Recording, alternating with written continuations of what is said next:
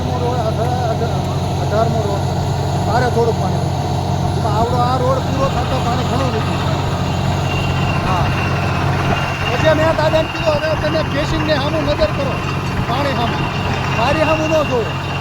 તમને પાણી થાય તમે એમ કહો ના પાણી વધ્યું છે તો જ મને કહેજો, તો જ આપણે રોડ ચડાવો નથી ચડાવો. હા બરોબર.